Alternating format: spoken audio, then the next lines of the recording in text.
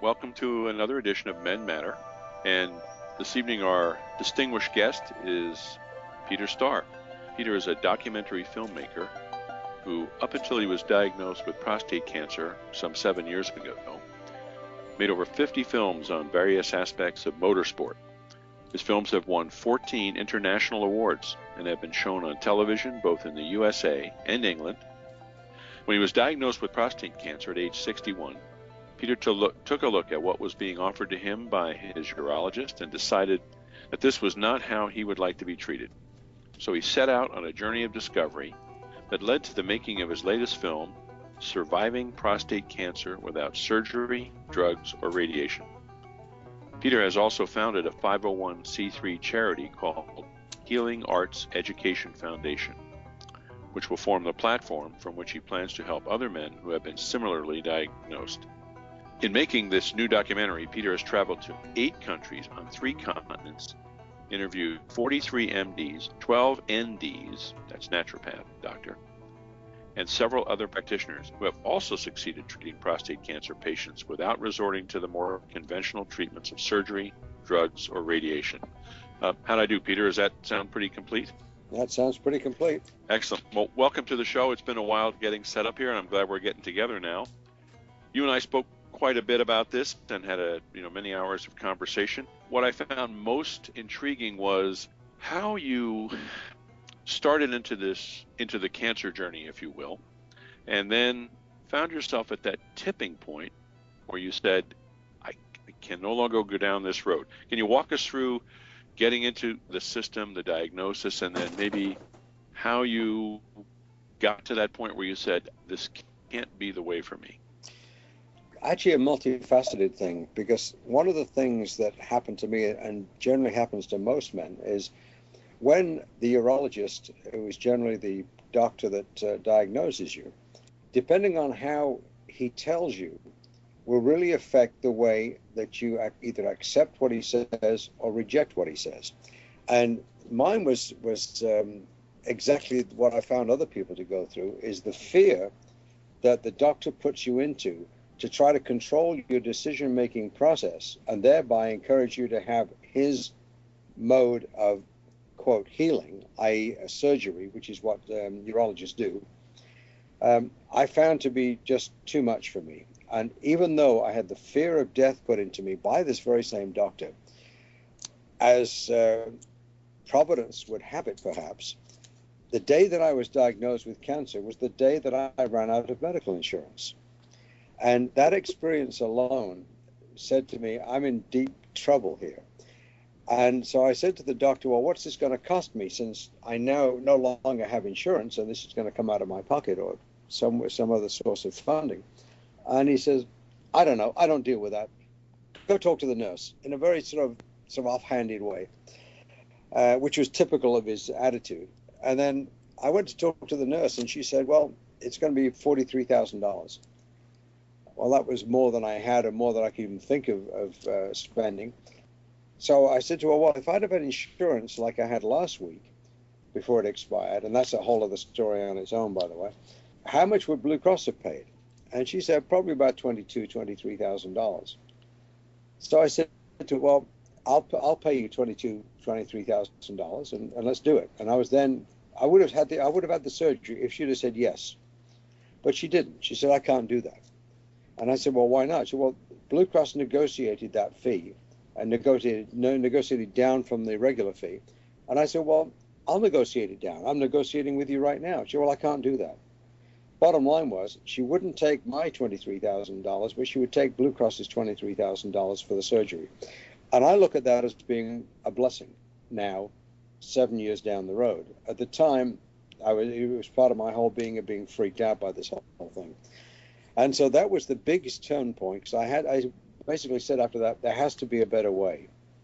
And I set about reading books and talking to people. I talked to a lot of doctors, and to put together a program that was, in essence, guided by a book I'd found by Larry Clapp called Prostate Health in 90 Days. And I modified that the more I learned. And I'm still pretty much on that protocol today, modified by other things that I've learned through the last 7 years. So you've, I mean, sort of integrated what you took on the journey for this documentary and sort of made your custom mix of those things. Exactly. Okay, excellent. So when someone hears the word cancer, whatever the cancer refers to, it's mind-numbing for a lot of patients. I've said those words to people over the years, and the world shuts down, and the only word in your vocabulary is cancer, and then it's followed by a flood of the overwhelming emotions. For some people, it's numbing to the point where they don't get it, or at least not at that point, and for others, it's a breakdown.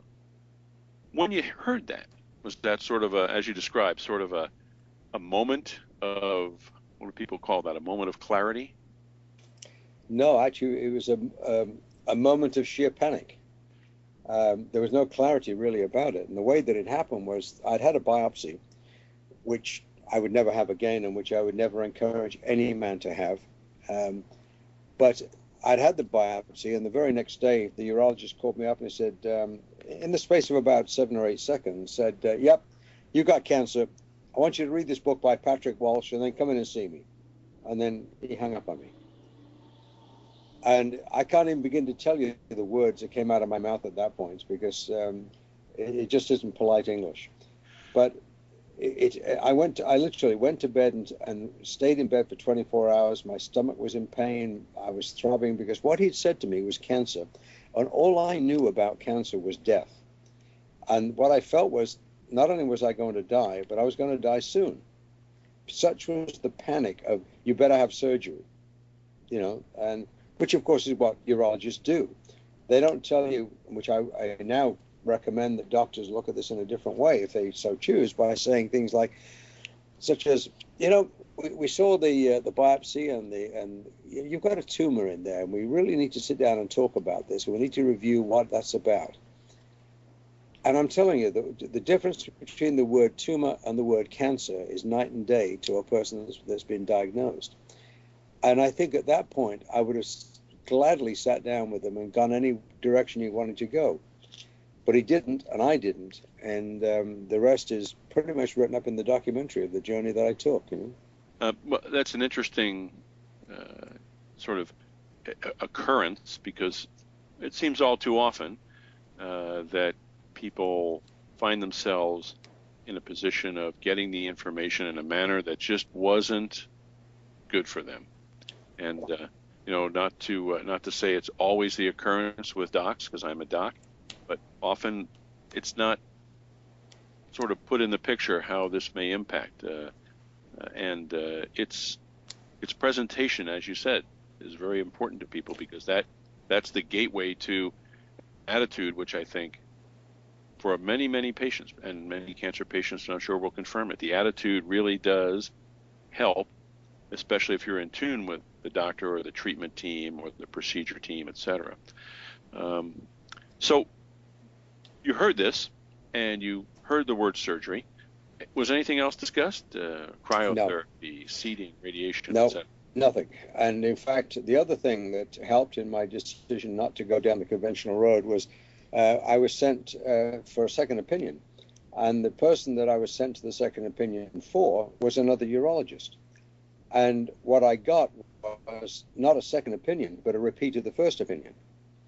And I think one might look at this as being somewhat of a conflict of interest, where the diagnostician, the urologist, is also the lead person in the treatment, the surgery.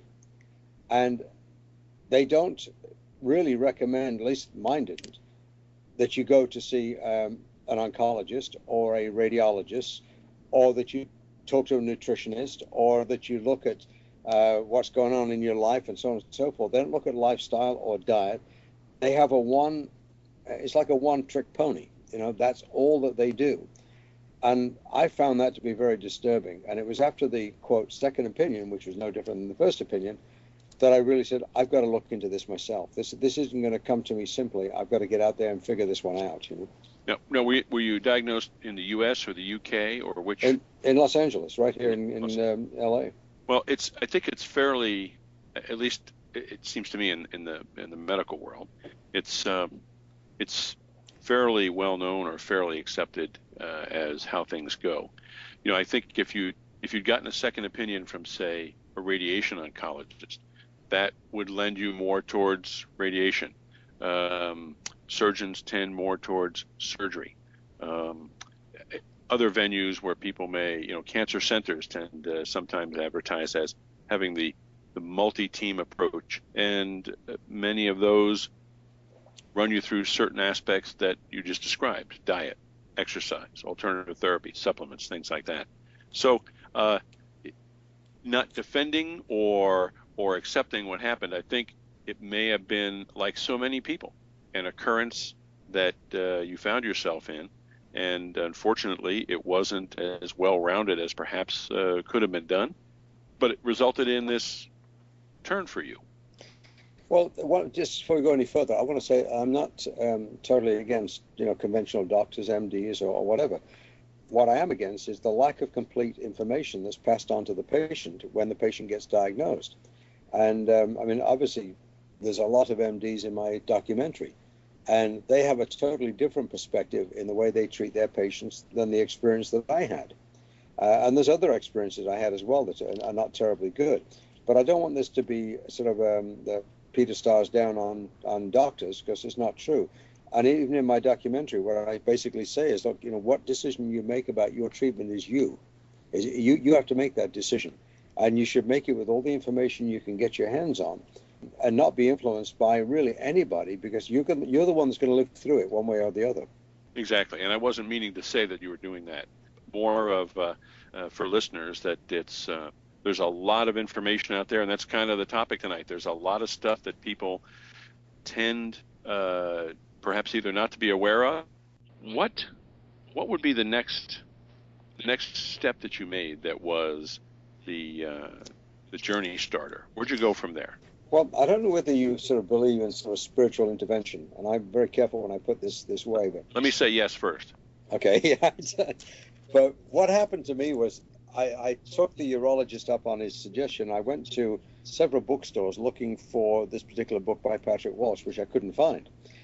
What I did find, and what sort of jumped out at me from the bookshelves, was the Larry Clapp book, Prostate Health in 90 Days. And I'm not trying to push that book on its own, because I've gone beyond that at this point, and the book that I will eventually write will contain all of the stuff that I've learned, not just what I picked up from Larry Clapp. But I read that book, and I read it, and it felt, this is the way to go. This is the natural thing. I have to explore this. And I eventually met Larry Clapp and told him what I was doing, and he sort of looked over me for a short while, and that's just the learning process, just reading how things worked, how the body worked. And I mean, I had no idea that the prostate was a muscular and glandular tissue. I had no idea it had two functions. I really had very little idea about any physiology in my body, except what I could obviously see with my own eyes. So the learning process sort of sucked me in, and the more I learned about the natural way of doing things, the more I wanted to learn, and the more sense it made. And particularly since, when you look at the statistics, if you look at the numbers that shall we say that over 200,000 men each year in the USA are diagnosed with prostate cancer, and less than 10% of that number die each year, then there's obviously a big window here to deal with. And it's not the panic that you've got to have this surgery now that was delivered to me on my diagnosis. And I think that comes back a little bit to, as we discussed, or you were saying before, the individual practitioner who may favor or be aggressive or have experience in particular, in this case, surgery, may go down that immediately as saying, I've done 5,000 of these, this tumor, this patient's age, all the factors indicate this. And that's the sort of the best card that's played. And you're right, it can be a narrowing of options for some people. Yeah. Well, what I was not told, and what I found out, I've talked to hundreds and hundreds of patients, and it's a similar thing. What I wasn't told was the statistics of prostate cancer. I wasn't told about the percentage of men that go through this radical surgery that come out impotent, or those that come out totally incontinent, or the return of cancer. And all of those numbers are much higher than your urologist would lead you to believe. If he even tells you the statistics, which they didn't with me. I had to find that out myself afterwards. And I find that's a problem too. I mean, why not be honest with this thing? And why not say, guys, there's a 70% chance you're going to be impotent, a 59% chance you're going to be incontinent. Oh, and by the way, if we take the prostate out, the cancer still may come back in 3 to 5 years in 35% of the cases. Or the other side of the statistic is, if you do absolutely nothing, you're probably going to live longer than somebody that's had his prostate removed. These are things that I found out when I started to study, none of which was told me by my own general practitioner or the urologist.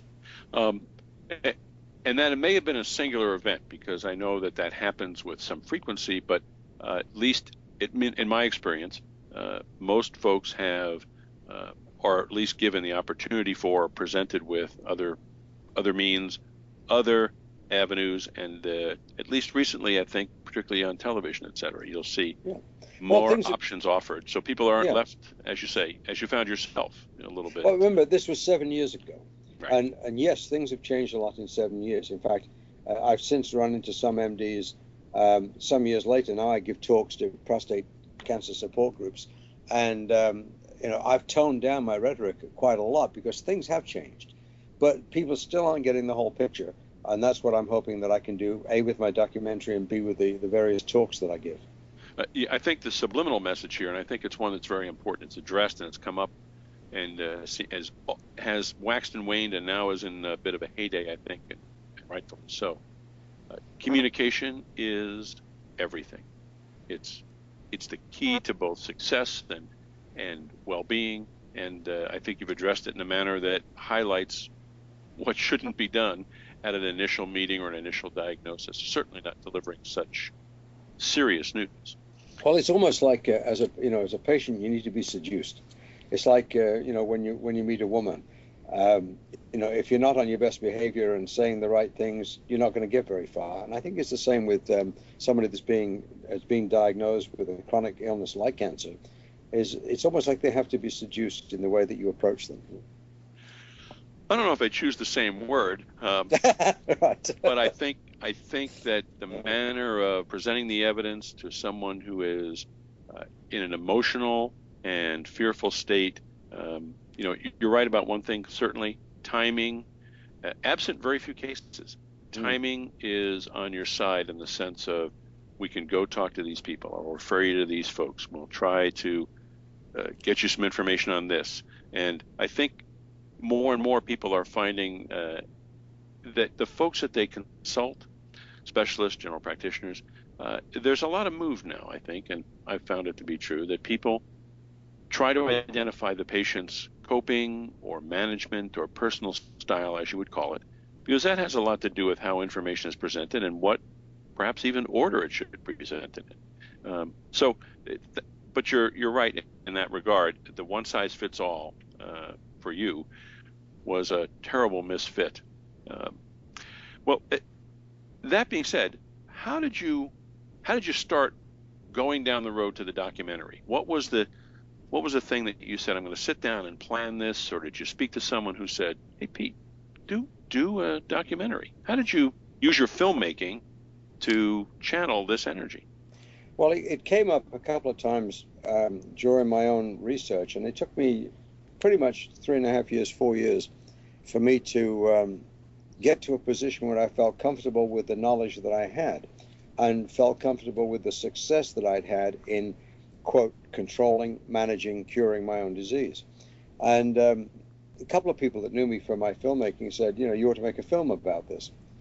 And that had been said several times, 3 or 4 times anyway. And finally, it just dawned on me. I said, that's what I do. I make movies. I should make a film about this. And originally, it was going to be hosted by Larry Clapp.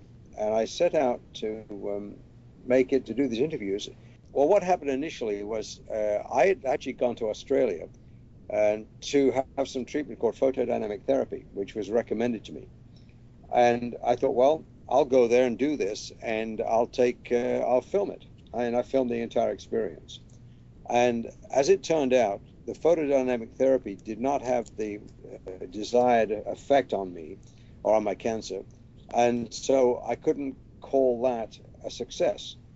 But what it did was allowed me, I interviewed other doctors in Australia, or talked to them anyway, and they sent me on directions, and I kept reading and reading as much as I could get my hands on, and I discovered doctors like Dr. Thomas Rau in Switzerland, and Dr. Kessler in northern Germany, and Dr. Dowis in Munich, and Dr. O'Neill in Ottawa, and names kept coming at me. I'd interview one person, that would lead to the next one. I'd start reading a blog or a website, and I'd see a name like Dean Ornish as an example. And I would call up the office, and I'd explain what I'm doing, and would they be interested in being interviewed? And generally speaking, I met people like that, one to the other. I went to interview Dr. Beagleson up in Nevada City in California, and he introduced me to another person who happened to be in the same town, who was an Ayurvedic doctor that had had some success with prostate cancer. I met a homeopath who introduced me to Dr. Ramakrishnan from India, who's had a tremendous amount of success with prostate cancer and through homeopathy. And that's how it went. It was like a flower opening up to the sun. And every time I turned, I would meet somebody new that had a new opinion. And that's why, partially, the fact that it took so long to get the information. The other part was, of course, there was no budget. I had no funding except what I could put together to pay for this whole thing. So it took a long time as I worked on one project, I'd put that money into this prostate documentary, and that's why it took so long. But everybody that I met was incredibly helpful at introducing me to the next level. Now, talk about the first interview that you did when the very first documentary interview. How did that unfold? You didn't have sort of the rest of the flower, so to speak. Did you find that to be enlightening? Yes, at the time. This was, and the first interview was the photodynamic therapy. Although it's not practiced here in America, it's practiced in Mexico and Canada and England and Australia, but not here. And I'd heard a lot about it, so I went to Australia thinking this is the answer to my problem. I found out that it wasn't the answer to my problem, but what I learned through the process was that it's probably good for some people, just wasn't good for me, because they've had success with it. It's documented, particularly in England. And but interviewing that doctor taught me a lot about the physiology of the prostate, and he taught me things I didn't know and expanded my knowledge so that when I went to the next interview, I had more questions to ask. Now, we had an interesting conversation about your time in Switzerland, and we talked about the approach that they take there. And if you could tell our listeners, we spoke and you said the first thing they do is check out this, and then when that's in order, we'll talk about the rest of the stuff. I found that intriguing, if you can comment on that. Absolutely. As I was learning that what we're dealing with here is a holistic situation, a chronic disease where the whole body needs to be taken into consideration. And what I'd learned here through a Dr. Harold Robbins here in Los Angeles about the role of the mouth and the teeth in disease. In fact, the very first thing I did myself was to have all of the amalgam fillings taken out of my mouth, and I had a root canal on the middle tooth, upper middle tooth, taken out, and an implant put in because that root canal had gone bad. And I'll get into the significance of that afterwards. But when I went to see Thomas Rau at the Paracelsus Clinic in Switzerland, I'd read a lot about him and about his success with a lot of cancers. When I got there, he said, we should check you out first, and we should put you through the mill, and you should see how we do it, which he did. And the very first thing they do, and they do this with all of their patients, is they have the most amazing dental clinic that I've ever seen. And you have to have your mouth cleaned out before they try to cure you of your cancer. Because, as he says, the significance of the mouth that's infected will directly be related to whether you can actually recover from a given chronic disease, and particularly cancer. And so they did. They put me through their dental clinic. Fortunately, they found that I'd already had the work done, so there was no more work to be done. But they do that with every patient. And the approach was that that acts as sort of a center of inflammation or infection control that can influence any treatment. And I'm learning more and more now that if you have infections in the mouth, depending upon the acupuncture lines that run through the teeth, will depend upon where you have a problem. And one of the proofs of that, if you like, came out of Rao's own clinic, where he did a survey with 150 women that had breast cancer, and he found that 97% of them had root canals on the breast teeth. Those are the two upper teeth at the front and the back, upper and lower. There's 8 teeth on the breast meridian. There's actually the stomach meridian, but it goes right through the breasts. And 97% of those women had root canals on those teeth. And so he presented that at a medical conference, and he anticipated the response, which was, well, in this day and age, everybody has root canals, so you can't use that. So he preceded that thought by actually doing a survey of a similar number of women that did not have breast cancer, and found that only 30% of those women had root canals. So 97% had cancer with root canals, 30% did not. And that was a pretty significant trial. And he's had similar surveys done with prostate cancer, with the upper and lower front teeth that are directly related to the prostate, if you buy into the acupuncture meridian lines of energy, you know. Well, it's one more thing, but clearly the mouth is important, and certainly, as an aside to the topic tonight, well known to have gotten a lot of research and attention for cardiovascular disease and others as a source of chronic inflammation and infection, seeding. So while that's not been unnoticed, it certainly has a lot of steam to gain in terms of chronic and acute disease, and cancer as well. I think it's going to start perhaps gain some steam as it gets into the more, if you will, the popular press, the popular modes of information for people. So now, when you went through all these, how did your perception of your disease change? And I say that from the sense of your initial panic/death to not the calm that you're exhibiting now, but the acceptance and control that you're exhibiting now. How did you find that going along? Was it steady? Were there big jumps? Were there people that you met that put you to the next level, or did you kind of gradually get there? The dental thing was one big step. You know, when I looked at the statistics that I saw from various dentists, and that was like very early on, that was one step, thinking, there's other factors at work here that nobody's told me about that I'm now learning. And the more I learned, the more confident I felt that I could handle this disease in the direction that I'm going. And plus the fact that on a spiritual level, I felt incredibly blessed, because I really felt that this disease was a blessing for me, because had I not got it and had I not responded in this way, I would have continued to be overweight.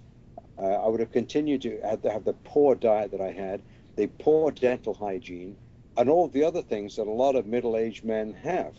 I was no different. I mean, I was basically sedentary, ate pizza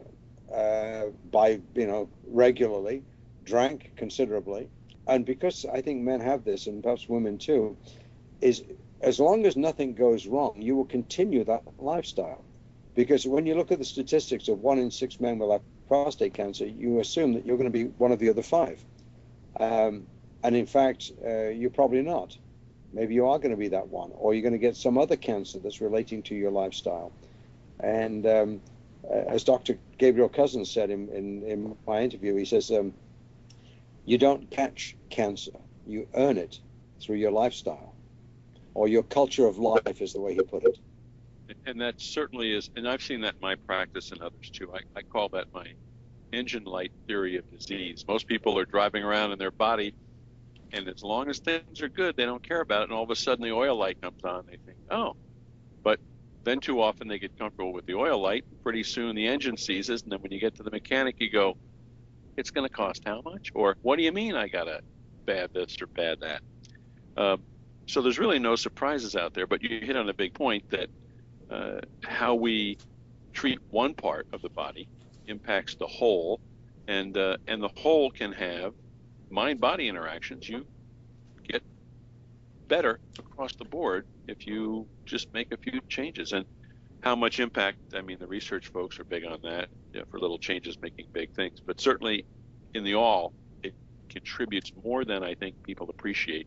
But it's most appreciated by those like yourself who have cancer or other chronic diseases, who find those changes really make, sort of that, oh my gosh, if I take care of myself, I actually do feel better. Well, yes, I mean, and it's immediate. I mean, you don't have to wait for the results. In days. I interrupted. I'm sorry. Go ahead. I said the results are immediate. You don't have to wait for 3 months to figure out that you're feeling better and that your body responds better. That's the nice thing about even doing like a short fast or a long fast or any way that you want to impact your health. You can feel better immediately. The first day you exercise, I mean, I exercise regularly. I'm not a fanatic about it, but I exercise daily. And the day that I don't exercise, I can feel it. Right. It's the body telling you, in my opinion, it's the body telling you you were doing something great and now you're not. So it's a way of also tuning up your what's wrong meter. So on the days you don't exercise, your body says, you're not doing something. I wonder what it is. And you get that sixth sense and think to yourself, let's see, did I not do this or that? Oh, I didn't go do my routine.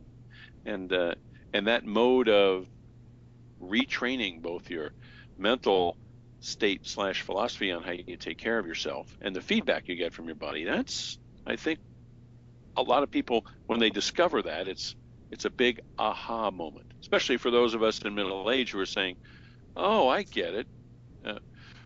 This stuff that I used to do when I was younger actually does help me. The run, the basketball, the walk, the bike ride, or whatever it may be, swimming, etc. So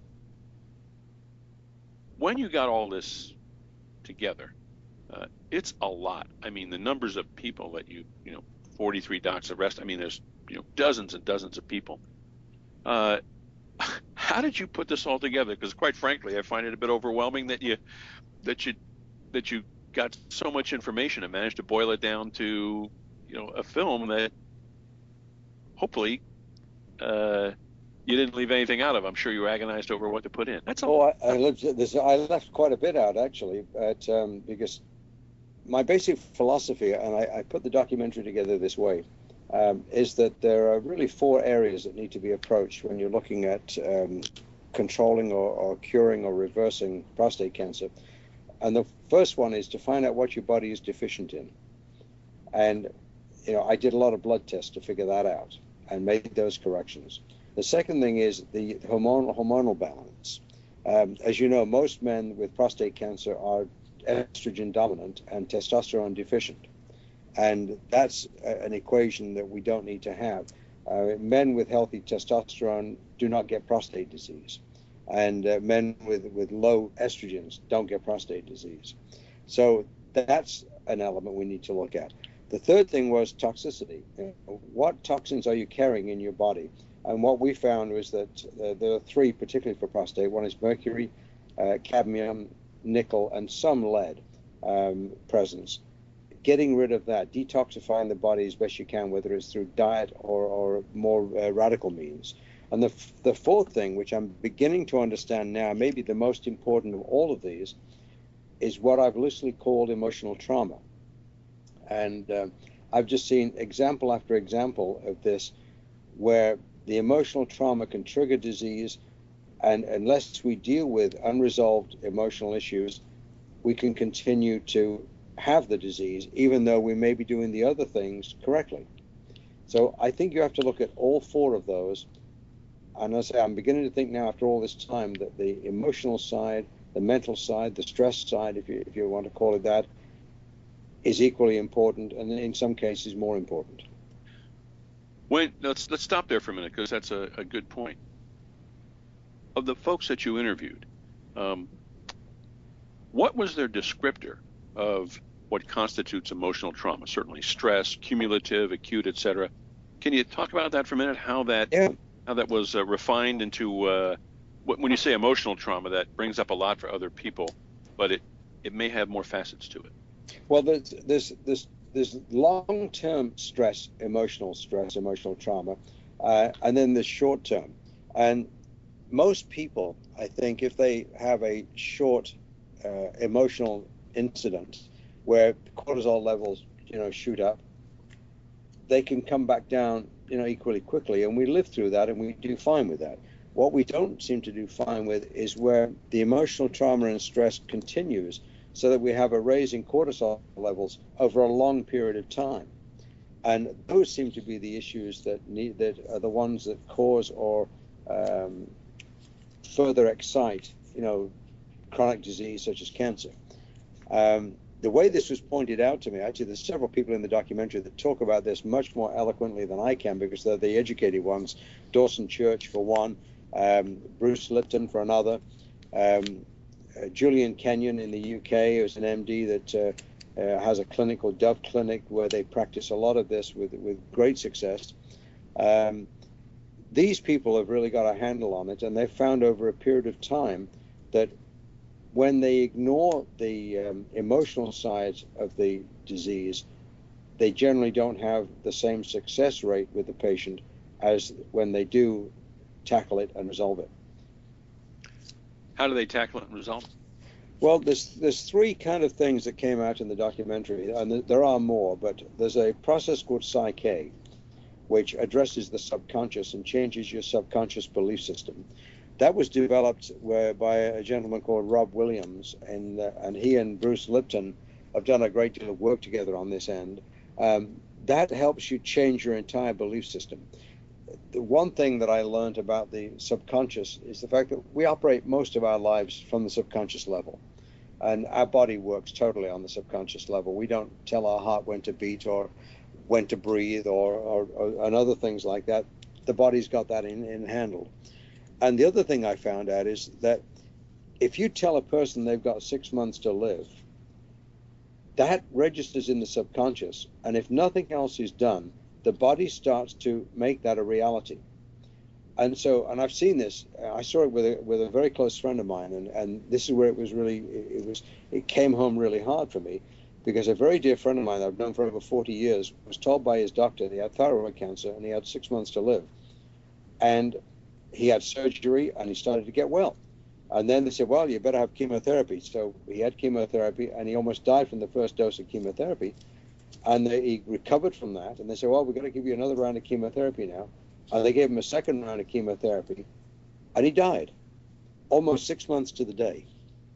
Now, some people will say, well, that's coincidence. I don't think it was. I think he had that set in his mind and refused. He believed in the doctor totally, and did not register the fact that the doctor had basically committed him to die in 6 months. And to me, that's another aspect of treatment that needs to be dealt with. I don't think anybody has the right to tell you how long you've got to live, because everybody is different and everybody's attitude is different. And I think we can beat those odds a lot of times, because a lot of people do. Anyway, that's just another thought about how the emotional trauma can affect the outcome of the disease.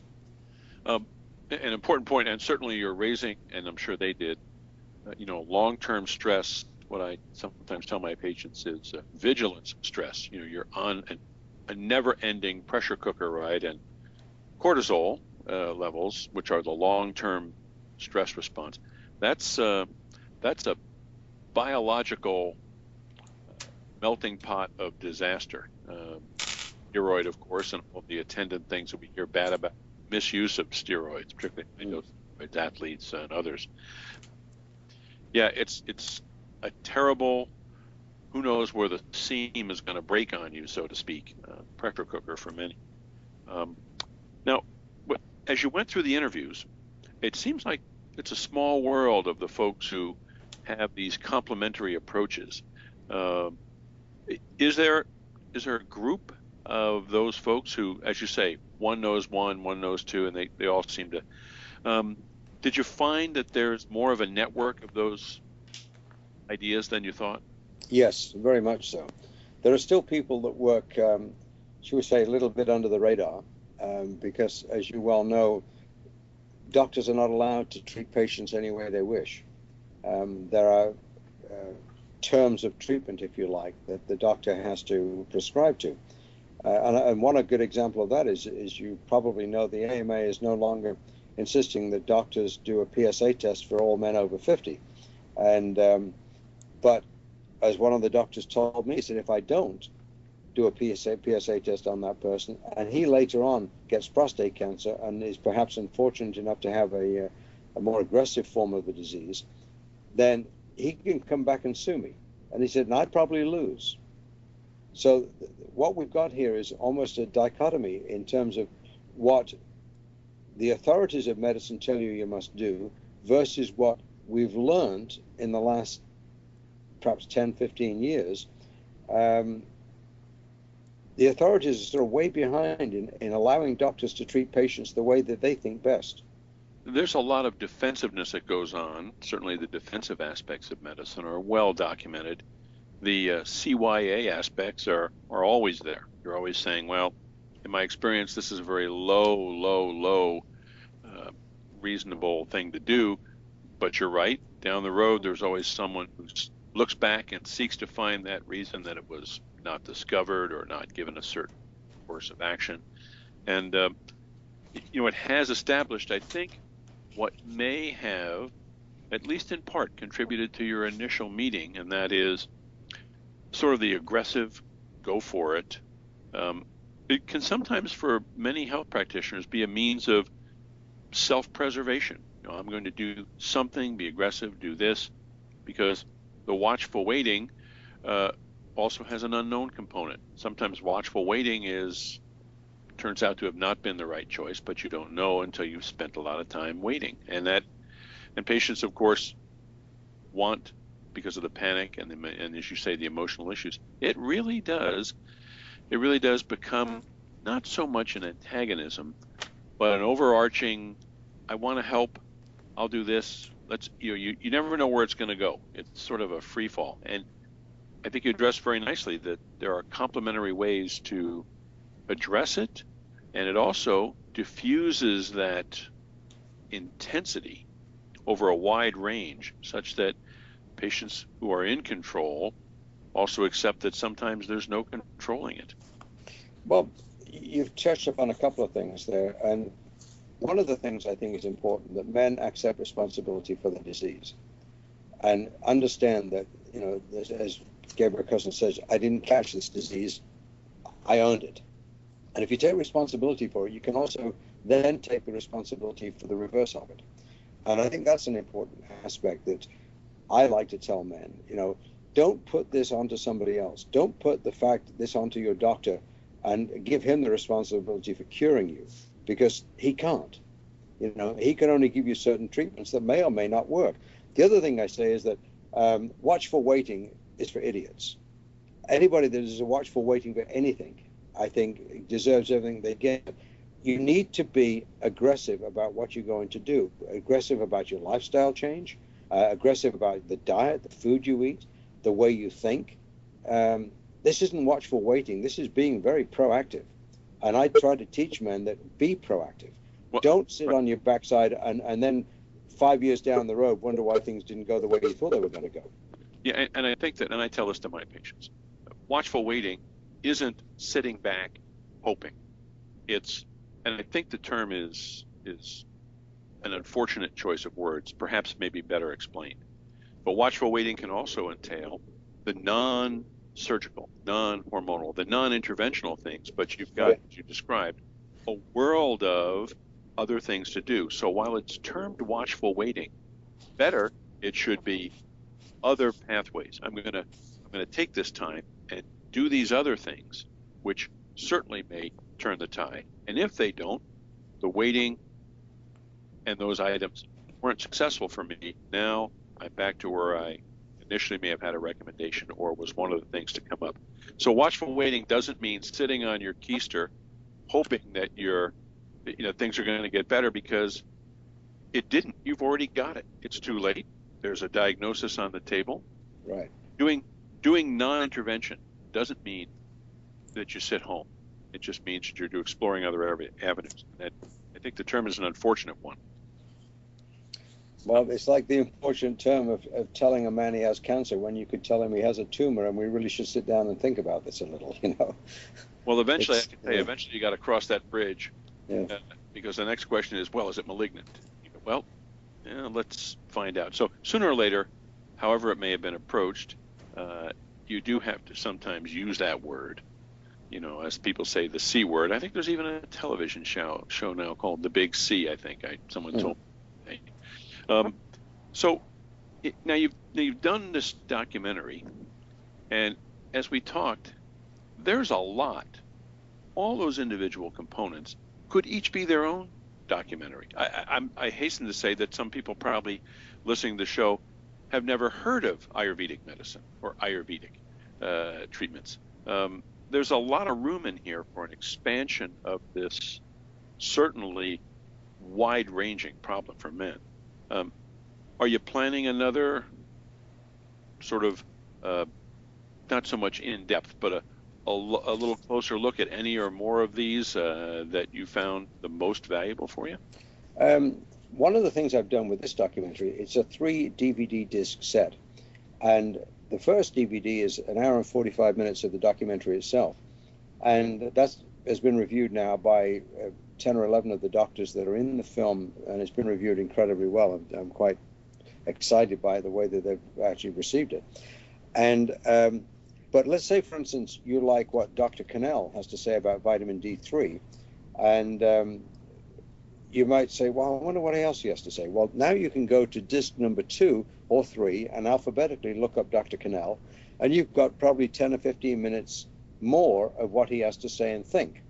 And I've done the same with all of the contributors, Dr. Whitaker, Dr. Brownstein. I mean, all of these doctors have specialties. Brownstein on iodine, as an example. Rao on the dental aspects of it. I mean, it goes on. And I've tried to say, here's the documentary. Let this be the motivation for you to start your own journey.